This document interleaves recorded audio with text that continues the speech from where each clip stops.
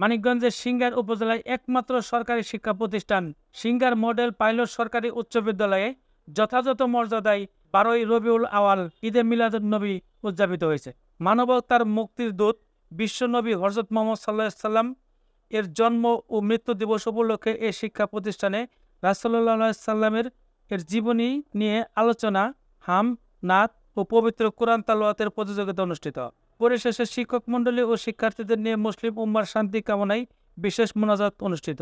উক্ত শিক্ষা প্রতিষ্ঠানের ভারপ্রাপ্ত প্রধান শিক্ষক এ.কে.এম. আরিফুর রহমানের সভাপতিত্বে ও উক্ত বিদ্যালয়ের সিনিয়র শিক্ষক মোহাম্মদ আজিজুর রহমান বাদশার সঞ্চালনায় হযরত মুহাম্মদ সাল্লাল্লাহু আলাইহি সাল্লামের জীবনী নিয়ে আলোচনা করেন সহকারী শিক্ষক কাজী আব্দুল খালেক, মাওলানা হারুনুর রশিদ, সপ্তম শ্রেণীর ছাত্র জিসান মোহাম্মদ, মাহাতি হোসেন প্রমুখ। এ সময় আরও উপস্থিত ছিলেন উক্ত বিদ্যালয়ের সিনিয়র শিক্ষক মোহাম্মদ আবুল হোসেন, মোহাম্মদ শাহজাহান দুলাল, শাহিনুর আক্তার, তপন কুমার সাহা, সুবলচন্দ্র সরকার, রিনা দাস, মোহাম্মদ ফরিদ হোসেন, অভিভাবক মোহাম্মদ মুজিবুর রহমান, বিদ্যালয়ের পরিচালনা কমিটির সাবেক সদস্য মোহাম্মদ শহীদুল ইসলাম সহ আরও অনেকে। সিংগার সরকারি মডেল পাইলট উচ্চ বিদ্যালয় হলরুমে সকাল 11টায় পবিত্র ঈদে মিলাদুন্নবী উদযাপন উপলক্ষে আলোচনা সভা মিলাদ উদ্দহ মাহফিল শুরু হয়। শুরুতে নবী করিম সাল্লাল্লাহু আলাইহি সাল্লামের জীবনী আদর্শ নিয়ে আলোচনা সভা অনুষ্ঠিত হয়।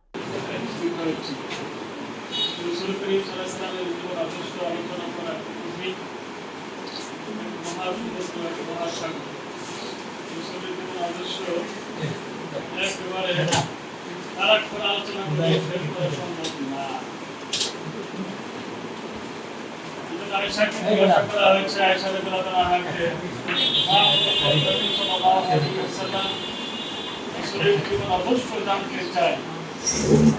আয়েশা বলেছিলেন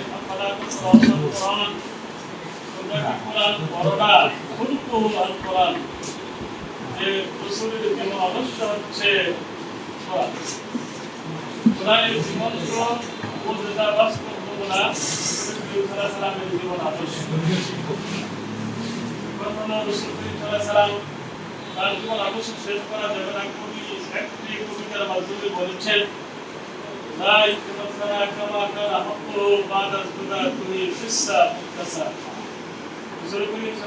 জীবন আদর্শ শেষ করা যাবে না। রাসূলের প্রশংসা একটাই, সেটা হলো আল্লাহর পরে যার স্থান তোমার স্থান। আল্লাহর পরে যার স্থান নবীর স্থান, এটি প্রশংসা। এরপর আর কোনো প্রশংসা নাই। যদি হিমালয় পর্বতের কাহিনী বলতে যাবো, দেখতে যাই তার দ্বারা সম্পূর্ণ বলা সম্ভব দেখাও সম্ভব।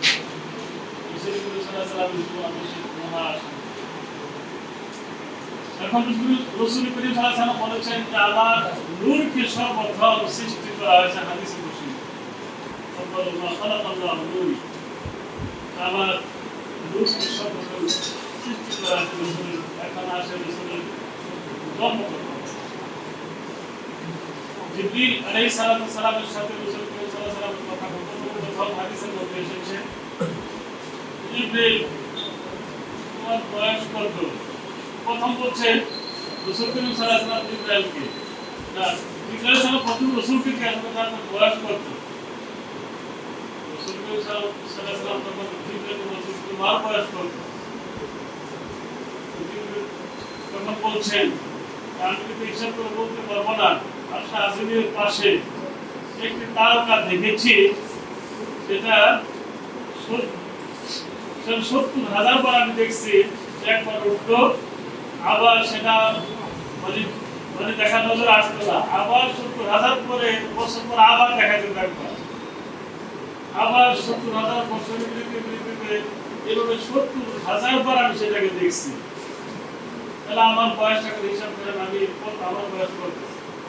রাসূল সাল্লাল্লাহু আলাইহি ওয়াসাল্লাম বলছেন তুমি যে তারকাটা দেখছো ওই তারকাটাই পাবে। এটা স্পষ্ট হাদিসের মধ্যে রয়েছে। এখন রাসূল সাল্লাল্লাহু আলাইহি ওয়াসাল্লামের জন্ম কোথায় নেই, তার জন্ম কোথায় নেবেন? এজন্য আবু বকর সবসময় রাসূল করিম সাল্লাল্লাহু আলাইহি ওয়াসাল্লামের জন্মটা সব সময়ের জন্য খুশির ব্যাপার, সব সময়ের জন্য ঈদের ব্যাপার। রাসূলের জন্মটাই গোটা মানবতার জন্য একটা ঈদ। বলছেন রাসূলকে সৃষ্টি করা না হলে কোন কায়নাত কিছুই সৃষ্টি হবে। ল্যাট্রিন করার সুযোগ থাকতে থাকে। সেই রসুল করিম সাল্লাল্লাহু আলাইহি ওয়াসাল্লাম তিনি গোটা বিশ্বের জন্য এক নম্বর স্বরূপ এসেছেন।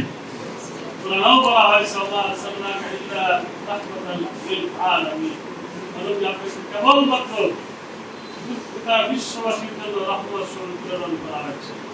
আবার কোরআনে কোথাও বলছেন লাকাদ কানা ফি রাসূলিল্লাহি উসওয়াতুন হাসানাহ, তোমাদের রাসূলের মধ্যেই রয়েছে উত্তম আদর্শ।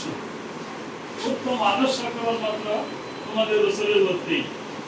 আবার কোরআনে তার মধ্যে এসেছে মা আতাকুম রাসূল ফাখুযু ওয়া মা নাহাকুম আনহু ফান্তাহু। আয়াত আল্লাহ বলছেন যে তোমাদের কাছে রাসূল যা নিয়ে এসেছে তা গ্রহণ করো, যা নিয়ে এসেছেন তা গ্রহণ করো। ফাখুযু ওয়া মা নাহাকুম আনহু ফান্তাহু, যার থেকে বিরত থাকতে বলেছেন তার থেকে বিরত থাকতে এটাই রাসূল। তুমি আলোচনা করবো ওলামায়ে কেরামের ব্যাপারে কিন্তু আত্মস্বীকার হন, রাসূল সাল্লাল্লাহু আলাইহি ওয়াসাল্লামের আলোচনা শুরু করে কোথায় আলোচনা করবেন? আলোচনা করতে সম্ভব না। রাসূল সাল্লাল্লাহু আলাইহি ওয়াসাল্লামের আদর্শ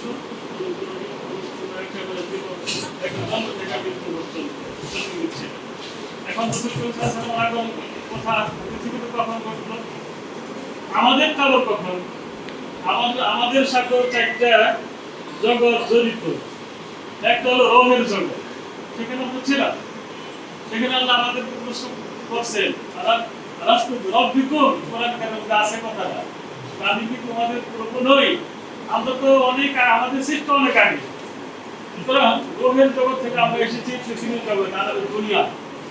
আবার এরপরে যাবো হলো আলাদা বর্ষকের ভিতরে, সেটা হলো পরকালনে। আবার দুনিয়ার জীবন না, মাঝখানের একটা জীবন, সেটা হলো বর্ষক।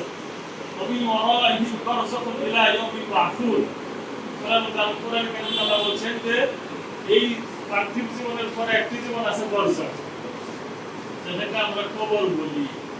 কবর বললে প্রশ্ন হবে, কারণ প্রতিজনকে মৃত্যুর পরে দুইটা প্রশ্ন করা হবে, রব সম্পর্কে, দিন সম্পর্কে, নবী সম্পর্কে। এখন যার কবর হলো না, মাছে খায় ফেলছে, তাকে বুঝতে হবে না? যাকে বাঘে খেয়ে ফেলছে, আগুনে ভস্মীভূত হয়ে গেছে, হাওয়ায় উপরে শেষ হয়ে গেছে, এখন তার কি কবর নাই? তার কি প্রশ্ন হবে না? তার কবর আছে। মানে কবরটা হলো বর্ষকের ভিতরে। আমাদের দৃষ্টিতে যে কবরটা আমরা মনে করি সেটাকে মূল কবর না, মৃত্যুর সাথে সাথে তার রূপটা, সেটা হলো লিঙ্গের সাথে সম্পর্ক, না হলে জিনের সাথে সম্পর্ক, যেটা হলো জান্নাতের সাথে সম্পর্ক, যেটা হলো দিল্লি আর সিদ্দিন হয়তো জান্নাতের সাথে সম্পর্ক হয়ে যায়, সেখানে দিকে চলে যায়। আর এটা হলো বর্ষকের একটা অংশ। বর্ষক শব্দের অর্থ হলো আবরণ, পর্দা, দেওয়াল। ওর মাঝখানে একটা ওয়াল আছে। এটা হলো একটা সময় যারা পরকাল এবং এই পার্থিব জীবনের মাঝখানে একটা সময় যারা ইন্তেকাল করেছেন, তারা সকলে আছেন হলো বর্ষকের ভিতরে। বর্ষক শব্দ অতি পর্দা। সুতরাং সকলের সামনে রয়েছে বর্ষক।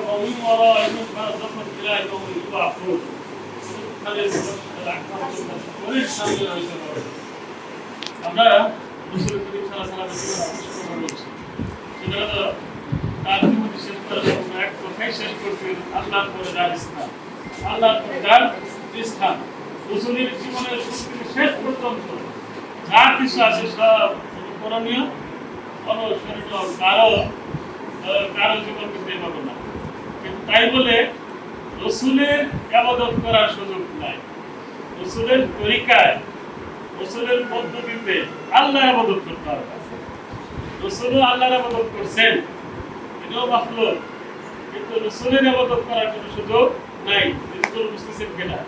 রাসূলের তরিকায় আল্লাহর ইবাদত করতে হবে। তার হাদিস একটা নেই, সেটা হলো রাসূলের ইন্তেকালের পরে সাহাবায়ে কেরাম দিশাহারা রাসূল করিম সাল্লাল্লাহু আলাইহি ওয়াসাল্লামের মহব্বতে আপন করা ওমরের মতো সাহাবী তিন রকম দিশাহারা বলতেছে যে কেউ যখন বলে মুহাম্মদ মারা গেছে, তারপর দাম শেষ করে দেওয়া হবে।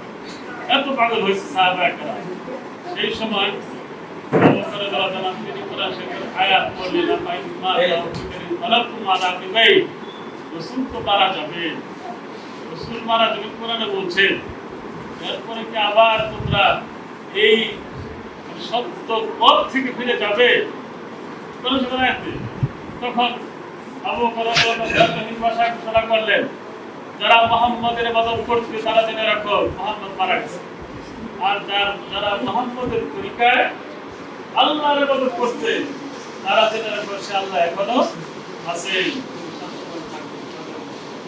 এইগুলো মুজাসসিমের একটা শব্দ, যারা রাসূলের তরিকায় আল্লাহর ইবাদত করতে হবে, রাসূলের ইবাদত করার কোনো সুযোগ নেই, কোনো মানুষের ইবাদত করা যাবে না, মাঝখানে এসে যায়। তাহলে রাসূল হলো আমাদেরকে শিক্ষা দিয়েছেন, তিনি ছিলেন মুআল্লিম, ওয়াইসু মুআল্লিমান, ওয়াইসু ইউতাম্মিমুল মাকারিমুল আখলাক।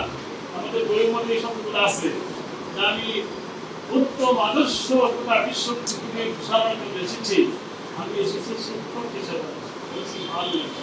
কারণ আমরা চরিত্র সালামের গ্রহণ করবো, তার থেকে আমরা ফায়দা গ্রহণ করবো, এবং সর্বক্ষেত্রে সালামের জীবন আদর্শ যেন গ্রহণ করা হয়।